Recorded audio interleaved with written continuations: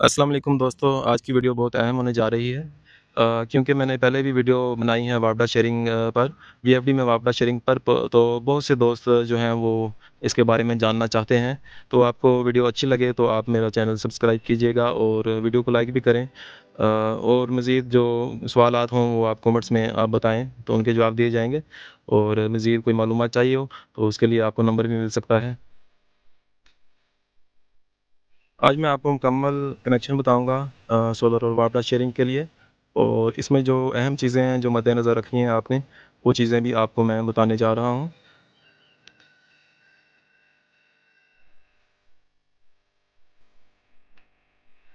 काफ़ी नई बातें जो आपको आज मालूम होंगी इंशाल्लाह। अच्छा, इसमें जब हम शेयरिंग करते हैं तो सबसे जो मेन चीज़ है जिसका हमने ख़्याल रखना है, हमारे जो सोलर के वोल्टेज हैं जो हमने माइनस प्लस में देने हैं, वो हमारे कम से कम 630 वोल्ट होने चाहिए। कम से कम 630 वोल्ट होने चाहिए, तभी हम शेयरिंग कर सकते हैं। तो अगर हम हमारे वोल्ट 630 से ऊपर हैं तो हम अगर रेक्टिफायर नहीं भी लगा रहे तो मसला नहीं है। फिर हमारा कोई नुकसान नहीं हो सकता इसमें। तो अगर हमारे वोल्टेज समझ लें 12 की अगर आप स्ट्रिंग लगा रहे हैं, 12 पैनल की स्ट्रिंग बना के, तो आप कह रहे हैं कि आप मिक्सिंग कर सकते हैं, ऐसा नहीं कर सकते क्योंकि फिर जो वापडा के जो वोल्टेज हैं वो आपके सोलर की तरफ जाएंगे। वापडा के भी डीसी कन्वर्ट होते हैं। ये आप देख रहे हैं जो आर एस टी में हम लगाते हैं वापडा कनेक्शन, भले हम 2 फेस ही दें या 3 दें वो कोई मसला नहीं। जब हम वो वापडा के कनेक्शन देते हैं वो हमारे डीसी में कन्वर्ट होके यहाँ पर जाते हैं। जो इसमें डीसी कैपेसिटर लगे होते हैं वो सीरीज़ में होते हैं, तो वोल्ट यहाँ पर डबल हो जाते हैं और यहीं पे हमारे सोलर के वोल्ट आते हैं। तो इस लिहाज से हमारे एक साइड पे तो रेक्टिफायर आ गया, तो एक साइड पे हमारे डायरेक्ट है। तो जो जो हमारे वोल्ट कम होंगे उसकी तरफ जो है वो वोल्टेज का दबाव बढ़ जाएगा। इसलिए हमने इस बात का सबसे पहले ख्याल रखना है कि जो सोलर के वोल्ट हैं वो ज़्यादा होने चाहिए। और अच्छा, और इसके लिए मज़ीद किसी किस्म की सेटिंग की ज़रूरत नहीं होती। बाज़ दोस्त कहते हैं कि PB5 को ये कर लें, वो कर लें, उसकी ज़रूरत नहीं होती। बहरहाल अगर आपकी वापटा मुसलसल समझ लें रहती है, लोड शेडिंग नहीं है, तो PB5 को आप ज़ीरो भी कर सकते हैं। अगर आप ज़ीरो करेंगे, उससे आपको ये फ़ायदा होगा कि PB4 आपको अप डाउन करने की ज़रूरत नहीं होगी। तो इसमें हमें ये मसला आता है कि बाज़ औक़ात वापटा बहुत कम होती है, तो PB4 हमें जो है वो कम करना पड़ता है। ये मसला हमें देखने को आता है, इसका कोई हल भी नहीं है। दूसरा ब्रेकर के बारे में आपको मैं बताना चाहता हूँ। वापडा में अगर आप पहले से भी बाज़ औक़ात आपके पास स्टार्टर वगैरह लगे होते हैं, वो आप ज़रूर इस्तेमाल करें। उसकी जो है एम्पेयर रेंज वो आप सेट करें, जितने एम्पेयर तक जो है आपके इस्तेमाल होते हैं आम तौर पे, उसको उस रेंज में सेट रखें ताकि कभी भी कोई फ़ॉल्ट हो, अगर कभी रेक्टिफायर शॉर्ट हो तो आपका कोई ज़्यादा नुकसान ना हो, आग वगैरह ना लगे। वो जो है आपके स्टार्टर वो सिस्टम को ट्रिप करवा दें। और जो सोलर की तरफ है वो डीसी ब्रेकर आम तौर पे हम इस्तेमाल करते हैं, वो करना भी चाहिए। बाकी इसके अलावा कोई मसला नहीं। बस इसमें सबसे जो अहम चीज़ है वो यही है कि आपके वोल्टेज जो हैं सोलर के वो वापडा से ज़्यादा होने चाहिए। अगर ज़्यादा होंगे तभी आपके पहले सोलर चलेगा, बाद में आपकी वापडा चलेगी।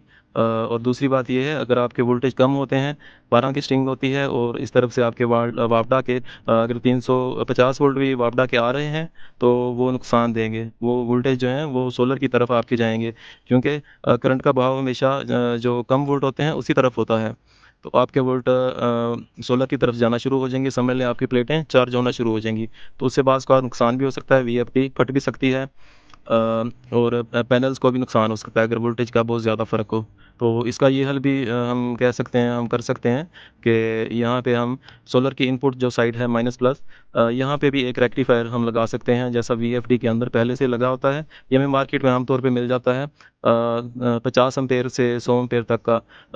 अगर आपको मुनासिब रेट मिले, आपको 2000 से 2500 तक का भी मिल सकता है और नया चाइना का आपको 4000 या 4500 रुपये का मिल सकता है। मुनासिब तो यही है कि इसमें रेक्टिफायर इस्तेमाल किया जाए।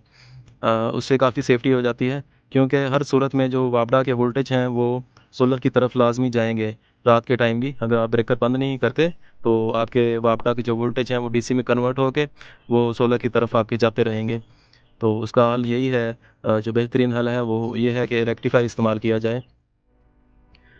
अच्छा, मैं जो रिकमेंड करता हूँ आम अहबाब को ये जो रिकमेंड करता हूँ कि कम से कम जब शेयरिंग करनी है कम से कम 14 की स्ट्रिंग रखें, कम से कम। 15 पे बेहतरीन काम करती है, लेकिन 14 की कम से कम होनी चाहिए, 14 से फिर 16 से ज़्यादा नहीं लगानी चाहिए। 16 से ज़्यादा जो है वो वोल्टेज ज़्यादा ओवर हो जाते हैं।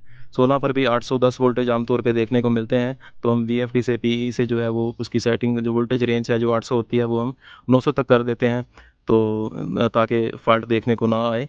तो मैक्सिमम जो है एन टाइप 585 वाट वो मेरे हिसाब से 16 की बेस्ट है। 17 पे बाज़ लोग जाते हैं, लेकिन वो दुरुस्त नहीं है, वो गलत है।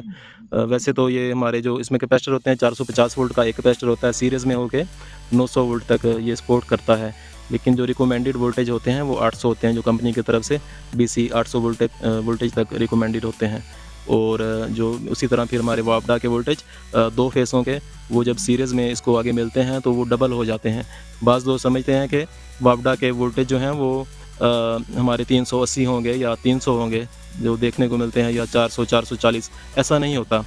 आपके जब वापडा के 380 वोल्ट होंगे तो आप वीएफडी में देखेंगे, जब वीएफडी को देंगे 2 फेस ही देंगे तो आपको वो 600 से ऊपर वोल्टेज देखने को मिलेंगे। वो आपको 630 से 640 650, मतलब कि आपको 550 से ऊपर ही वापडा के वोल्टेज हमेशा देखने को मिलेंगे। उसकी वजह ये है कि रेक्टिफायर के बाद डीसी में कन्वर्ट होके आगे ये जो कैपेसिटर हैं 450 वोल्ट के और तकरीबन 850 म्यूएफ के भी होते हैं, बड़े भी होते हैं, 5000 म्यूएफ के भी होते हैं, ये सीरीज़ में लगे होते हैं। ये सीरीज़ में होने की वजह से वोल्टेज डबल हो जाते हैं। तो अच्छा, सोलर में ऐसा नहीं होता। सोलर में जैसे वोल्ट होते हैं, क्योंकि वो डीसी होते हैं, वो जैसे आते हैं वैसे ही रहते हैं, और जो हमारे वापडा के हैं वो डबल हो जाते हैं, वो दोनों करंट होते हैं। क्योंकि इसकी ये भी वजह है कि वो दोनों फेस हैं, माइनस प्लस नहीं है या करंट अर्थ नहीं है, दोनों फेस रेक्टिफायर को मिलते हैं और वो डबल हो जाते हैं। ये चीज़ आपने ज़हन में रखनी है। इसके अलावा किसी कोई सेटिंग की ज़रूरत नहीं है। जो सेटिंग आप पहले से वीएफडी में चलाते हैं वही चलाते रहें।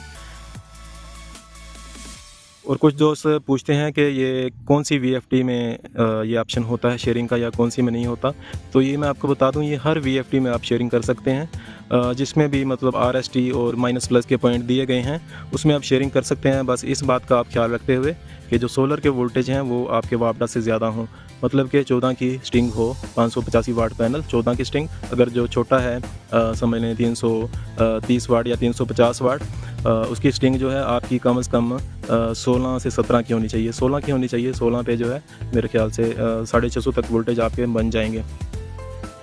बाकी किसी भी कंपनी की वीएफडी हो, किसी भी कंपनी की हो, या कोई भी छोटी हो बड़ी हो, मतलब अगर छोटी है समझ लें जो 2.2 किलोवाट भी आती है वीएफडी, अगर वो भी है उसमें भी आप शेयरिंग कर सकते हैं। सिर्फ वोल्टेज को मद्देनज़र रखते हुए आप उसमें भी शेयरिंग कर सकते हैं। और जो बड़े से बड़ी है 50 किलोवाट है, 55 जैसे 45-55 किलोवाट है, और फिर 75 किलोवाट है या 100 किलोवाट है, कोई भी वीएफडी है उसमें आप शेयरिंग कर सकते हैं। सिर्फ आपने वोल्टेज को मद्देनज़र रखना है। और अगर सेफ्टी आप चाहते हैं तो उसमें आप इस्तेमाल करेंगे, अपना रेक्टिफायर इस्तेमाल करेंगे।